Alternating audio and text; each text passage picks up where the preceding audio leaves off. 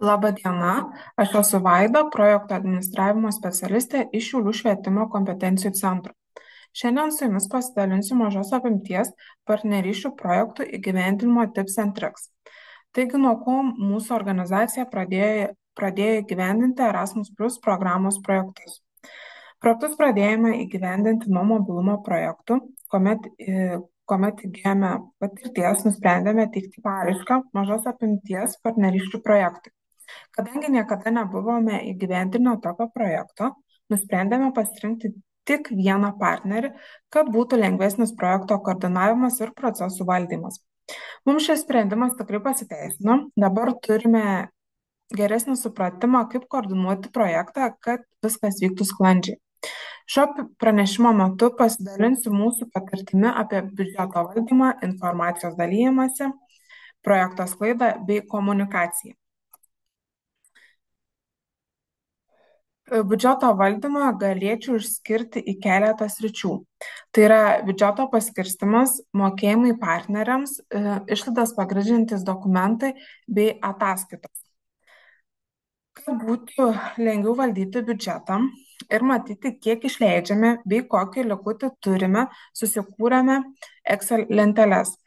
Žinoma, tai jau buvome pasidarę rašydami projektą, o jį įgyvendinant beliko biudžeto failą kiek pakoreguoti, kad būtų atliekami automatiniai skaičiavimai.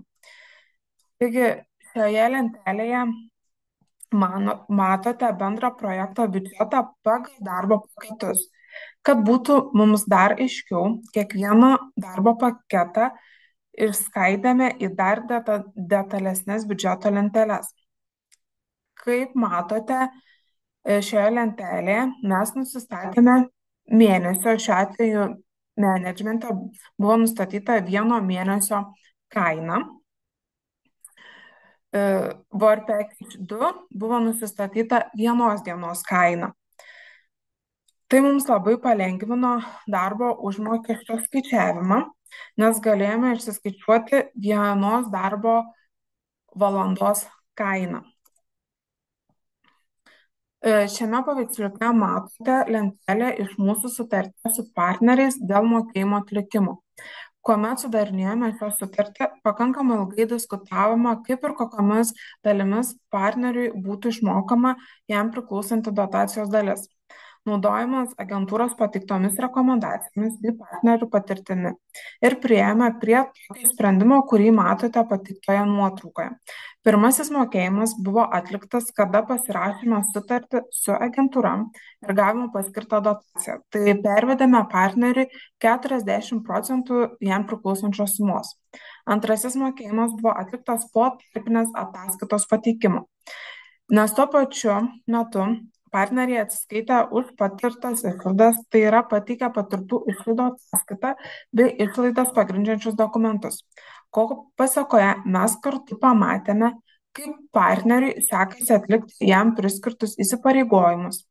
Kuomet pildai tarpinę ataskaitą, turi pateikti ne tik kokias patyrė išlaidas, bet kartu ir koks yra pasiektas progresas įgyvendinant projekto veiklas. Mūsų atveju tai buvo metodinės priemonės kūrimas ir kuomet pateikinėjau ataskaitą kartu ir prisiegiau, kiek mes esame sukūrę minėto produkto.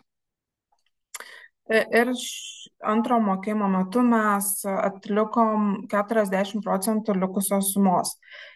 Ir trečiasis mokėjimas bus atliktas, kada pateiksime galutinę ataskaitą ir gausime likusią dotacijos sumą iš nacionalinės agentūros. Žinoma, patys sutarčių nekūrėme, naudojamės agentūros pateiktais šablonais ir juos tiesiog pritaikėme savo. Taip pat į skaidrės įdėjau nuorodą, kur galite rasti sutarčių šablonus. Ten taip pat rasite ir kitokių šablonų, pavyzdžiui, komunikacijos planą. Mums šie šablonai supaprastino projekto įgyvendinimą, nes jau turėjome rėmą ir beliko jį pritaikyti savo. Taip pat noriu paminėti, kad prie sutarties su partneriais pridėjome ir dotacijos sutartį pasirašytą su nacionalinė agentūra, biudžeto lenteles, timetable bei paraišką. Taip užtikrinama, kad abi šalis, tai yra tiek koordinatorius, tiek partneris, turi visus dokumentus ir yra su jais susipažinęs ir žinoma, taip nekyla klausimų, kad kažko neturime ar kažko nematėme. Kalbant apie išlaidas pagrindžiančius dokumentus, mes prašome iš partnerių timesheets. Žinoma, esame sukūrę formą, kurią pristatysiu kiek vėliau. Taip pat prašome pateikti sąskaitas už projekto metu patirtas išlaidas. Na, pavyzdžiui, partneris atvyko į tarptautinį susitikimą pas mus, ar ne, ir patyrė išlaidas už lėktuvo bilietus. Tai prašome, kad jis pateiktų sąskaitą būtent už tuos lėktuvo bilietus. Tai yra, taip pat prašoma pateikti kelionės bilietus. Minėtų pavyzdžių, tai būtų boarding pasas arba dar kitaip lėktuvo įlipinimo bilietai. Ir žinoma, jeigu jisai vyko nuo organizacijos iki oro uosto ir atgal. Tai gali būti naudojusi viešuojo transporto, tai būtų viešojo transporto bilietai, pavyzdžiui, autobuso bilietai, traukinio bilietai ar taksi čekiai.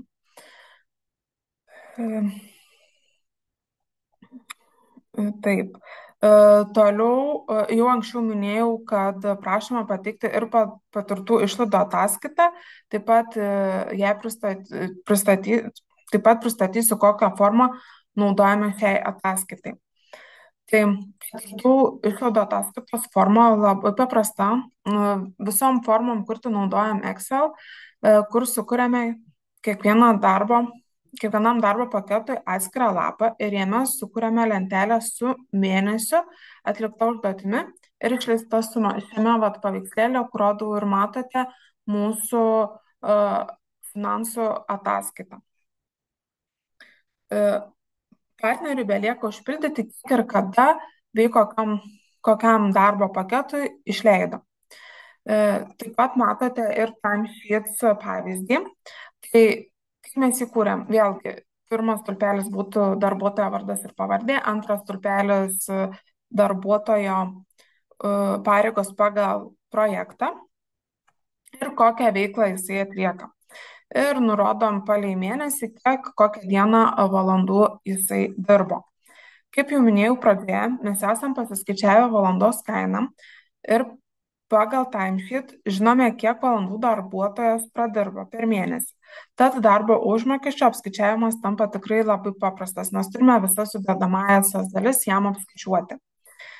Reikėtų nepamiršti ir informacijos dalymosi tarpusavėje. Mes jau pirmo tarptautinio susitikimo metu nusprendėme, kad informacijos saugomui bei dalymuisi naudosime Google diską. Taip sumažinama komunikacija laiškais, dalindamiesi dokumentais, bei viskas vyksta greitai ir lengvai, bei visa talpinama informacija yra prieinama darbuotojams, kurie dirba projekte. Taip pat pakankamai greitai pamatėme, kad greitam problemų sprendimui elektroniniai laiškai nėra tinkami. Tiesiog per daug laiko užtrunka sprendimų suradimui. Tad nusprendėme naudoti WhatsApp'ą. E-laiškus naudojame darbams, komunikacijai, kuri nereikalauja greito atsako. Pavyzdžiui, darbo paskirstimo su deadlines po nuotolinio susitikimo. Žinoma, reikalingas ir nuolatiniai susitikimai, kad žinotume, kaip sekasi atlikti užduotis. Tam naudojame Zoom. Stengiamės turėti nuotolinius susitikimus bent kartą į 2 mėnesius arba pagal poreikį. Po kiekvieno susitikimo pildome susitikimo ataskaitą, kitaip vadinamas minutes, kur yra nurodomas svarbiausi priimti sprendimai bei susitarimai su susitartom datom ir panašiai. Taip pat visą šią informaciją talpiname Google diske. Dar vienas svarbus projekto įgyvendinimo aspektas yra projekto sklaida. Mes turime pasirengę sklaidos planą, susikūrę projekto Facebook paskyrą bei logotipą, kad būtų lengviau atpažįstamas projektas. Facebook paskyroje dalinamės informaciją susijusią su projektu. Taip pat su projektu susijusią informaciją dalinamės ir savo svetainėse, tiek mes, tiek partneriai.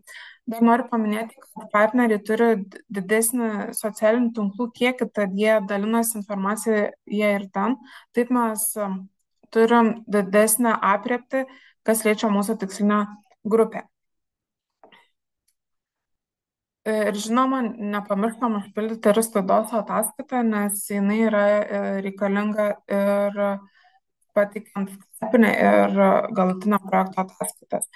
Mūsų sklaidos planas yra labai paprastas. Esame suskirstę projektą į laikotarpius ir kokias užduotis turime atlikti per paskirtą laikotarpį. Mes daug ką sklaidos planui paėmėme iš timetable, nes ten buvome jau nusirodę nemažai sklaidos priemonių. Tiesiog tas sklaidos priemonės suskirstame į smulkesnes užduotis, kaip kas turi būti atlikta. Ir galiausiai sklaidos ataskaita. Turime pasidarę lentelę su pasirinkimais. Tai, kaip matot, pirmasis yra pasirinkti organizaciją, antrasis yra koks tai kontekstas ir su kuo tai susiję, tai pavyzdžiui, workshops, produkto kūrimas, piloting ir panašiai. Viskas susirašo, žinoma, pagal savo poreikį, ar ne? Tada nurodot, kur yra talpinama kažkokiam socialiniam tinklė, Facebook, Instagrame ar svetainėje, kokią tikslinę grupę bandome pasiekti, kiek žmonių planuojame, kad tai pasieks. Nurodome, kokiais metais ir kokią mėnesį buvo patalpintas įrašas, kuris buvo patalpintas, nuoroda į įrašą ir pastabos, tai kuo mes bandome pasiekti tuo straipsniu arba kokiam work package mes galime jį priskirti. Tad tokia būtų mūsų patirtis įgyvendinant Erasmus Plus mažos apimties bendradarbiavimo projektą. Tikiuosi pritaikysite kažką ir savo ir nepamirškite, jei kyla klausimų, visada klauskite jums priskirto projekto koordinatorius.